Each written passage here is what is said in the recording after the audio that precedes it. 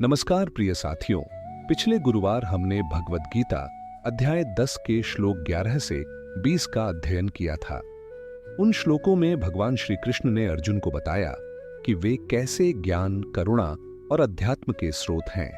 हमने सीखा कि भगवान भक्त के भीतर स्थित होकर उसकी अज्ञानता का अंधकार दूर करते हैं और कैसे संपूर्ण विश्व में जो भी महान, तेजस्वी या असाधारण है, वह सब उनकी ही दिव्य विभूति का प्रकाश है। आज इस गुरुवार के सत्र में हम आगे बढ़ते हुए अध्याय 10 के श्लोक 21 से 30 का अध्ययन करेंगे। इन श्लोकों में भगवान अपनी विभूतियों को और अधिक विस्तार से बताते हैं। देवताओं, अर्षियों, पशु पक्षियों, वृक्षों, नदियों, हथियारों, शक्तियों, गुणों और प्राकृतिक तत्वों के रूप में। यह भाग हमें यह समझाता है कि दुनिया की हर श्रेष्ठ, पवित्र और प्रभावी चीज में ईश्वर का ही स्वरूप विद्यमान है। श्लोक 21। आदित्यानामहं विष्णुर्ज्योतिषां रविरंशुमान् मरीचिर्मरुतामस्मि नक्षत्राणामहं शशि। भावार्थ: आदित्यों में मैं विष्णु हूँ, प्रकाश देने वालों में मैं तेजस्वी सूर्य हूँ, मरुतों में मैं मरीचि हूँ और नक्षत्रों में मैं चंद्रमा हूँ। स्पष्टीकरण: यहाँ श्री कृष्ण अर्जुन को यह समझा रहे हैं कि समस्त जगत में जो भी महान, तेजस्वी, सुंदर और शक्ति से युक्त वस्तु है, वह सब उनकी ही अभिव्यक्ति है। आदित्यों में विष्णु, सर्वोच्च संरक्षक शक्ति, ज्योतिषों में सूर्य, संसार का जीवनदाता, मरुतों में मरीचि, गति और ऊर्जा का प्रतिनिधि, नक्षत्रों में चंद्र, शीतलता और मन की शांति का प्रतीक। इन सभी के माध्यम से भगवान बताते हैं कि दिव्यता जगत के हर कोने में विद्यमान है। श्लोक 22। वेदानाम सामवेदोस्मि देवानामस्मि वासवः इंद्रियाणाम मनश्चास्मि भूतानामस्मि चेतना। भावार्थ: मैं वेदों में सामवेद हूँ, देवताओं में इंद्र हूँ, इंद्रियों में मन हूँ और समस्त प्राणियों में चेतना, जीवन शक्ति हूँ। स्पष्टीकरण: सामवेद को वेदों का गीतमय हृदय कहा जाता है। इंद्र शक्ति और नेतृत्व का प्रतीक है। मन सभी इंद्रियों का राजा, क्योंकि वही हमारे अनुभवों का नियंता है। चेतना, जीवन की मूल शक्ति। भगवान कहते हैं कि वही चेतना रूप में प्रत्येक जीव में विद्यमान है। यहाँ संदेश है, परमात्मा दूर नहीं, हमारे भीतर ही चेतना के रूप में उपस्थित है। श्लोक 23। रुद्राणाम शंकरश्चास्मि वित्तेशो यक्ष रक्षसाम वसूनाम पावकश्चास्मि मेरु शिखरिणाम हम। भावार्थ: रुद्रों में मैं शंकर, महादेव हूँ, यक्ष और राक्षस समूह में मैं कुबेर हूँ, वसुओं में मैं अग्नि हूँ और पर्वतों में मैं सुमेरु हूँ।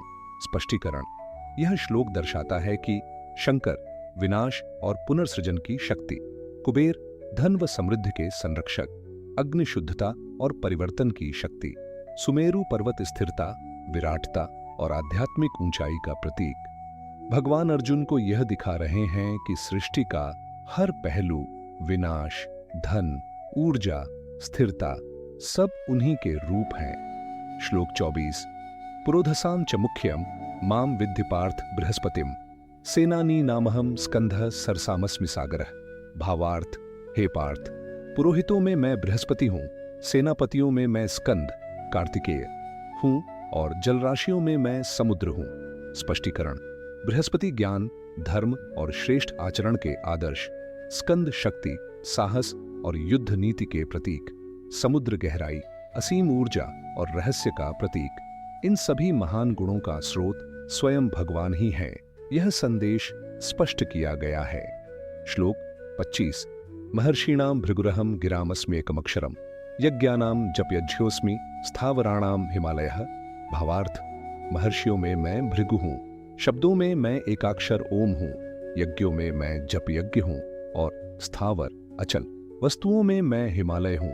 स्पष्टीकरण: भृगु आर्षि तप, शक्ति और ज्ञान के प्रतीक। ओम संपूर्ण सृष्टि का मूल ध्वनि स्वरूप। जप यज्ञ सबसे सरल और सर्वोच्च योग, क्योंकि इसमें श्रद्धा और मन की एकाग्रता का महत्व है, खर्च या बाह्य सामग्री की आवश्यकता नहीं। हिमालय पवित्रता, ऊंचाई, स्थिरता और महानता का प्रतीक। इन सभी उपमाओं के माध्यम से श्री कृष्ण कहते हैं, जहां भी उत्कृष्टता है, सत्य है, शक्ति है, सौंदर्य है, वहीं मैं हूं। श्लोक 26। अश्वत्थ सर्ववृक्षाणाम देवर्षीणाम च नारदः गंधर्वाणाम च चित्ररथः सिद्धानाम कपिलो मुनि। भावार्थ, वृक्षों में मैं अश्वत्थ पीपल हूं, देवर्षियों में मैं नारद हूं, गंधर्वों में मैं चित्ररथ हूं और सिद्ध पुरुषों में मैं कपिल मुनि हूं। स्पष्टीकरण। अश्वत्थ पीपल जीवन, प्राण और आध्यात्मिक ऊर्जा का प्रतीक, सदैव हरित रहने वाला। देवर्षि नारद भक्ति, ज्ञान और लोक कल्याण के दूत। चित्ररथ दिव्य संगीत कलाओं के अधिष्ठाता। कपिल मुनि सांख्य दर्शन के प्रवर्तक, गहन आध्यात्मिक वैज्ञानिक। यह श्लोक बताता है कि जहां भी ज्ञान, संगीत, आध्यात्मिक शक्ति और पवित्रता है, वहीं परमात्मा का प्रकाश प्रकट होता है। श्लोक 27।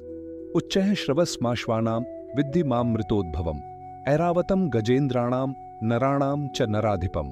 भावार्थ, अश्वों में मैं समुद्र मंथन से उत्पन्न दिव्य घोड़ा उच्चैः श्रवस हूं, गजों में मैं ऐरावत हाथी हूं और मनुष्यों में मैं राजा हूं।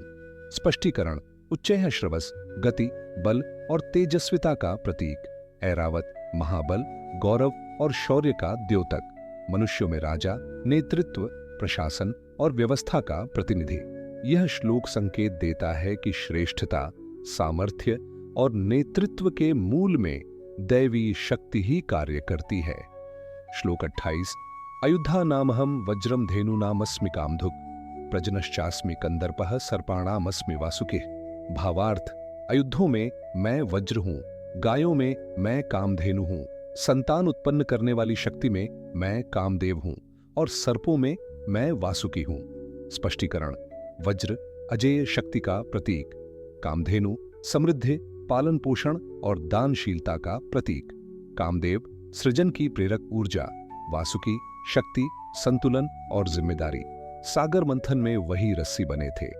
यह श्लोक बताता है कि जीवन की शक्ति, समृद्धि, सृजन और दायित्व बोध सब दिव्य सत्ता से ही उत्पन्न होते हैं।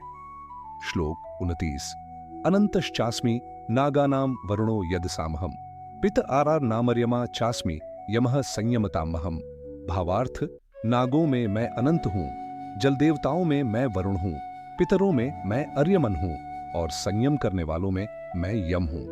स्पष्टीकरण। अनंत नाग अनंतता, स्थिरता और पृथ्वी तत्व का आधार, वरुण जल, नियम और सत्य के अधिष्ठाता, अर्यमन पूर्वजों का कल्याण करने वाले देव, यम धर्म, संयम और कर्तव्य के प्रतीक। यह श्लोक हमें बताता है कि ब्रह्मांड का नियम, संयम, सत्य और विरासत सब ईश्वरीय व्यवस्था का ही भाग है। श्लोक 30। प्रहलादश्चास्मि दैत्यानां कालः कलयतामहम् मृगाणां च मृगेन्द्रोऽहं वैनतेयश्च पक्षिणाम्। भावार्थ, दैत्यों में मैं भक्त प्रहलाद हूं, गणना करने वालों में मैं काल समय हूं, पशुओं में मैं सिंह हूं और पक्षियों में मैं गरुड़ हूं। स्पष्टीकरण। प्रहलाद अडिग भक्ति, सत्य और धर्म के प्रतीक, दानवों के बीच भी काल, परिवर्तन, विकास और विधि का सबसे शक्तिशाली स्वरूप, सिंह साहस, शक्ति और निर्भयता का प्रतीक, गरुड़ गति, ऊंचाई और शक्ति का प्रतीक। यहां भगवान बताते हैं कि भक्ति, समय की गति, साहस और ऊंचाई सब उनके स्वरूप हैं। समापन।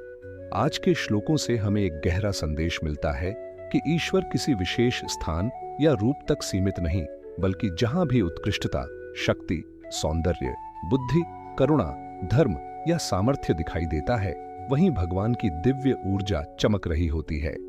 इन श्लोकों का सार यही है कि यदि हम जीवन के हर पहलू में ईश्वरीय उपस्थिति को पहचानें, तो हमारा दृष्टिकोण बदल जाता है, अहंकार मिट जाता है और हृदय में कृतज्ञता, श्रद्धा और विनम्रता उत्पन्न होती है।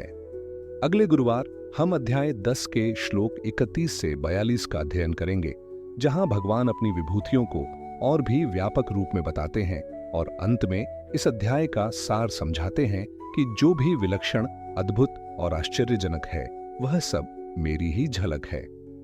अंत में, यदि यह ज्ञान उपयोगी लगा हो तो कृपया वीडियो को लाइक करें, चैनल को सब्सक्राइब करें और इसे अन्य साधकों तक पहुंचाएं। हरि ओम तत्सत।